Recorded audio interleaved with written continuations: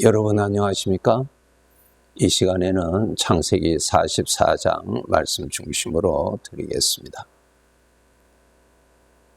요셉의 형제들이 애굽에 곡물 사러 가서 그곳에서 뜻하지 아니하는 애굽의 총리로부터 크게 환대를 받습니다. 아직까지 형제들은 그 총리가 요셉인 것을 모르고 있습니다.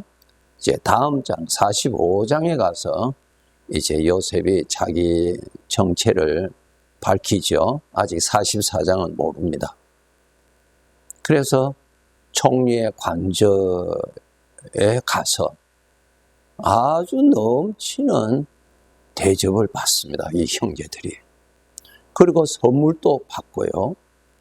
또 막내 베냐민은 선물을 엄청나게 많이 받았습니다. 그래서 저들이 이제 곡물을 다 사서 다 싸서 아침 일찍이 이제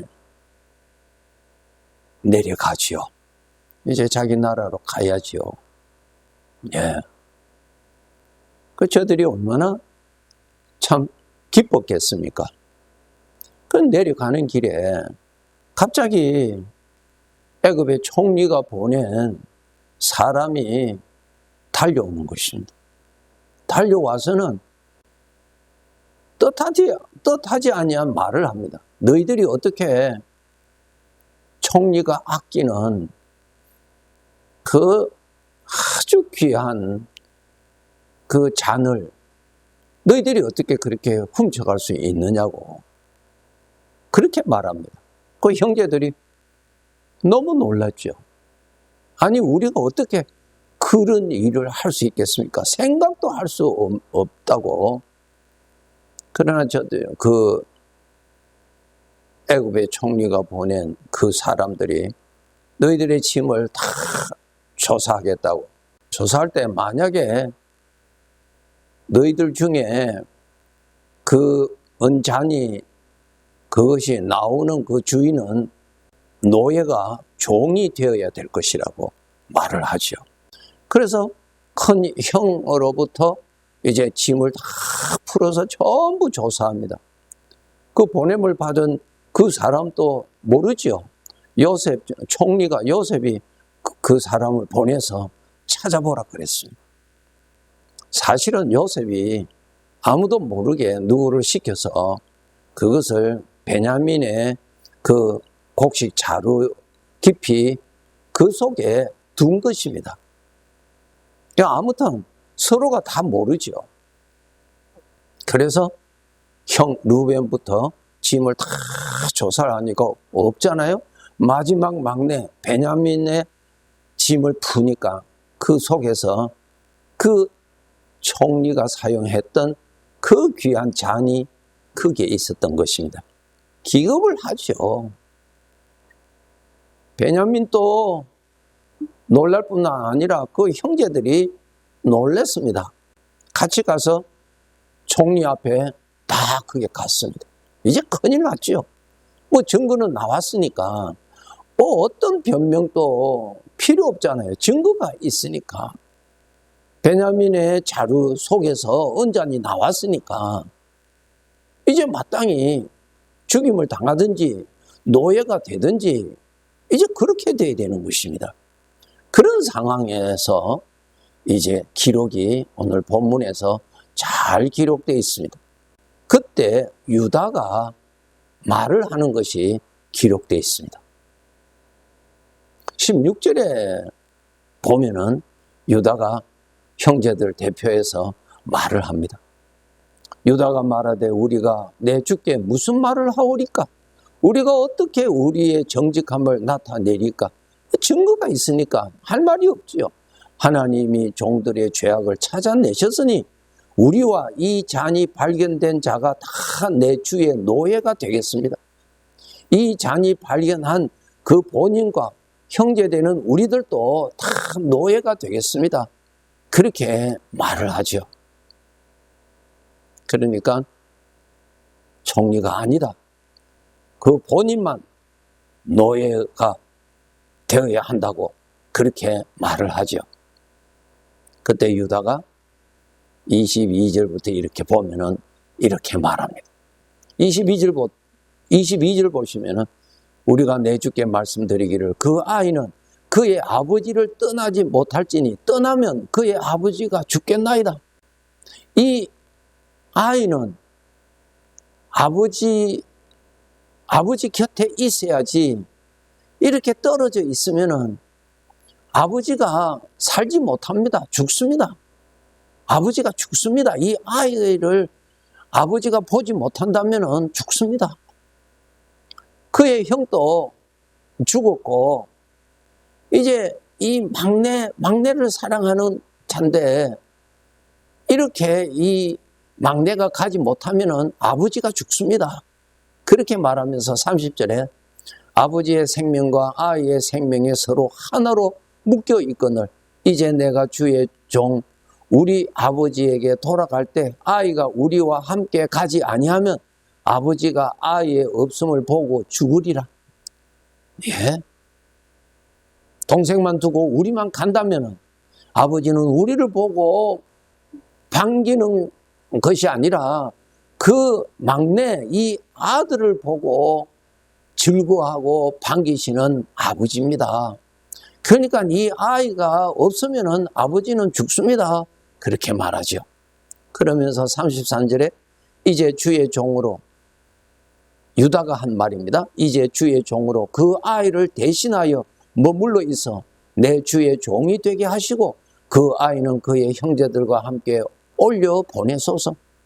제가 저 막내 대신 종으로 내가 있겠습니다. 그리고 그 아이만은 보내달라고 하죠. 34절에 그 아이가 나와 함께 가지 아니하면 내가 어찌 내 아버지에게로 올라갈 수 있으리까? 두렵건대 재해가 내 아버지에게 미침을 보리다. 지금 이 유다는 이 동생을 생각하는 것보다도 아버지를 생각하는 마음이죠. 아버지가 이 동생을 보지 못하면 아버지는 더 이상 살지 못합니다. 죽습니다. 그렇기 때문에 이 아이는 아버지를 위해서 반드시 가야 됩니다. 그러니까 내가 동생 대신에 노예로 있을 테니까 저 아이만은 살려달라고, 우리 아버지를 위해서 살려달라고 그렇게 애원하는 모습입니다. 창세기 37장에 보면은 형제들이 22년 전에 요셉을 팔았던 내용이 창세기 37장에 기록되어 있습니다. 아버지의 심부름으로 요셉이 형들이 있는 들로 나갔죠. 들에서 형제들을 만났는데 형제들이 요셉을 아주 미워하고 또 아버지가 특별히 요셉을 사랑하였기 때문에 아버지까지 미워했어요. 그럴 수 있잖아요. 그렇죠? 시기 질투심이 일어나니까. 그러니까 저들이 미워하는 요셉을 위해서, 그 다음에 요셉을 너무너무 사랑하는 아버지가 미워서 요셉을 죽이려고 했죠. 형제들이. 그때 큰형 루벤이 그렇게 어떻게 하든지 요셉을 살려서 아버지에게로 돌려보내기 위해서 죽이지 못하게 하고 요셉을 물이 없는 웅덩이에 내던지게 했습니다. 그렇게 해서 기회를 봐서 요셉을 이제 아버지가 계시는 곳으로 돌려주려고 큰형은 그렇게 생각했습니다. 그래서 이제 저들이 요셉을 웅덩이에 던져놓고 저들이 음식을 나누고 있는데 상인이 지나가잖아요. 애굽으로 내려가는 상인이죠. 그 상인을 보니까 그때 유다가 그 말을 합니다. 저 동생을 우리가 죽여서 피를 흘리는 그러한 끔찍한 일은 하지 말자. 그러니까 우리가 손에 피를 묻히지 아니하고 해결할 수 있는 방법은 저 요셉을 저 상인에게 팔아 넘겨보자. 그럼 팔면은 그 상인은 돈을 주고 요셉을 끌고 와서 노예로 팔 것이거든요. 그러면은 이제 해결이 되니까. 그 생각을 유다가 했던 것입니다. 그렇게 해서 형제들이 다 동의를 해서 은 20을 받고 상인에게 요셉을 팔았죠. 그때 유다가 주도했던 것입니다. 그렇게 팔아서 그 팔 때 요셉의 겉옷은 벗겼죠. 왜? 그것은 아버지가 특별히 사랑해서 요셉에게 만들어줬던 선물이거든요. 계획이 있어서 그랬어요. 저들이 이제 요셉은 팔아 넘기고 시간이 지나서 이제 집으로 돌아왔을 때 자기 아버지 야곱에게 거짓말하죠. 아버지, 이 옷 보십시오. 이 옷을 우리가 오는 길에 들에서 발견했는데 여기 피가 묻어 있는데 혹시 요셉의 옷 아닙니까? 이렇게 말하죠. 저들은 계획적으로 요셉의 옷에다가 염소를 죽여서 염소의 피를 발라서 가지고 온 것입니다. 왜 그랬을까요?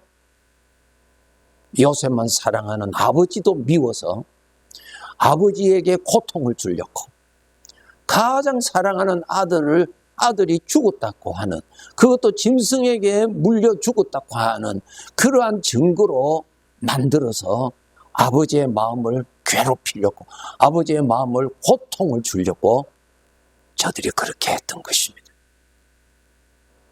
그것이 37장에 기록되어 있어요. 여기서 보면은 죄의 성품이 참 무섭죠. 우리들도 이 똑같은 죄의 성품을 다 가지고 있어요. 조심하셔야 돼요. 시기 질투심. 형제들이 요셉을 팔고자 하는 것, 죽이고자 했던 것, 시기 질투심에서 나왔어요. 심지어는 자기 아버지까지도 괴롭혀서 요셉을 사랑하는 아버지에게 복수하려고 했던 그 생각도 죄의 성품에서 나오죠. 우리에게도 그 동일한 죄의 성품이 살아있습니다. 항상 조심하셔야 됩니다. 이제 44장 오늘 본문에서 하는 말을 들어보면 유다가 변화된 것을 여러분 발견하실 수 있죠. 베냐민을 데려가지 않는다면 나이 많으신 아버지는 슬프고 고통스럽고 괴로워서 살지 못할 것이라는 그 아버지의 마음을 생각하는 자가 되었어요. 아버지의 고통을 생각하는 자가 되었어요. 아버지의 슬픔을 생각할 줄 아는 아들이 되었어요. 전에는 아버지를 미워하고 아버지에게 복수하고자 하는 그러한 죄성을 따라서 그가 행동하였던 유다가 아버지의 마음을 괴롭히지 않으려고, 아버지의 마음에 눈물을 흘리지 아니하도록 원하는 그 아들의 성숙한 마음을 여기서 읽을 수가 있습니다. 우리 하나님의 자녀들이 되었으면 육신을 따르던 성품에서 점점 멀어지고 주님의 성품을 따르고 주님의 성품을 누릴 줄 아는 자로 더욱 우리가 성숙해져 가야 되는 것이 정상이죠. 그것이 나의 복이요. 그것이 곧 아버지를 기쁘시게 하는 것이죠. 고린도전서 13장 11절에 보시면 내가 어렸을 때는, 내가 영적으로 미성숙하였을 때, 어렸을 때는 말하는 것이나 깨닫는 것이나 생각하는 것이 어린아이와 같았다 그랬어요. 무엇이에요?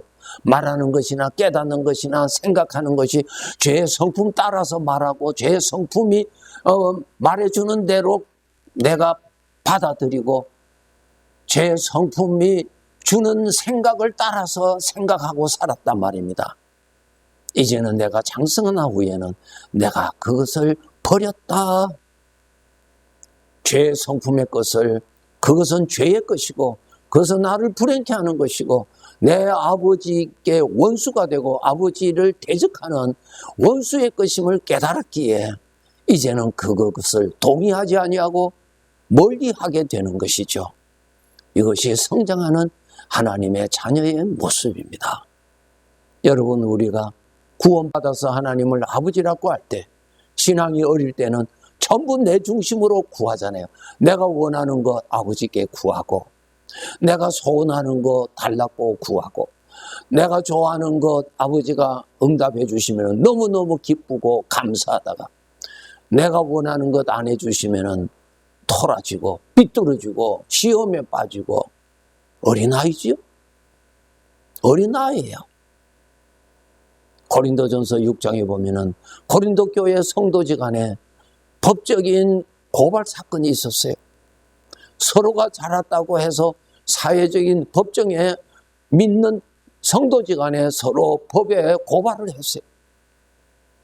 거기에 대해서 하나님께서 사도 바울을 통해서 하신 말씀이 있죠. 너희들이 서로 고발하는 것이구나. 그래, 너희들 중에 하나는 바르게 하였고 하나는 잘못하였 것일 거다. 그러나 그것만 생각하지 말고 너의 아버지 하나님의 이름이 욕됨을 받는 것은 생각하지 못하느냐? 세상 사람들로부터 아버지의 이름을 비판받게 하고 아버지의 이름을 더럽히게 하는, 그렇게 되는 것은 생각하지 못하느냐? 그 말이죠. 그래서 고린도전서 6장 7절에 보시면은 내가 차라리 불의를 당하는 것이 낫지 아니하며 차라리 속는 것이 낫지 아니하냐? 내가 차라리 불의를 당해라. 왜? 너가 잘했는데도 왜 내가 누명을 덮어서야 됩니까? 아버지의 이름이 더럽히지 아니하도록 효자로 살아라. 그 말이에요. 효자. 아버지 때문에 억울한 일을 감수하고 아버지 때문에, 아버지의 이름 때문에 내가 오해를 받을지라도 아버지의 이름이 세상에 욕됨을 받지 아니하는 길로 간다면은 그 아들은 장자요. 아버지 앞에 좋은 자식입니다. 요한계시록 22장 12절에 주님께서 말씀하셨죠. 네가 나 때문에 손해보았느냐? 억울함을 당하였나? 네가 수모를 당하였느냐? 나 때문에 내가 눈물을 흘렸느냐? 그날에 내가 네게 다 갚아주리라. 영광스러운 것으로 갚아주리라. 아버지가 약속하셨어요. 여러분, 주님 앞에 섰을 때 잘 살았다고 칭찬받도록 깨어서 살아야 합니다.